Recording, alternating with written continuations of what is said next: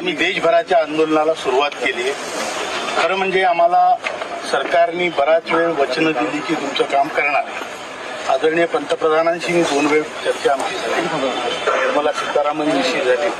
आमचे श्रममंत्री आहेत त्यांच्याशी अनेक वेळा आम्ही भेटलो. सगळ्या मंत्र्यांना, सगळ्या खासदारांना अनेक वेळ भेटून झालं.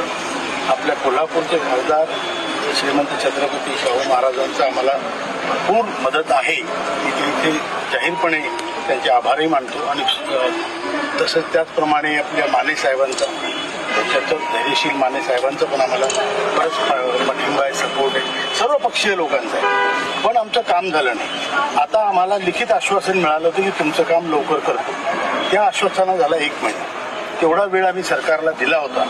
त्यावेळेत त्यांनी ते केलं नाही म्हणून आम्ही आंदोलनाची नोटीस दिली आहे. आणि आज या अंबाबाईच्या दरबारात येऊन आम्ही नारळ फोडला आणि इथून या क्रांतीला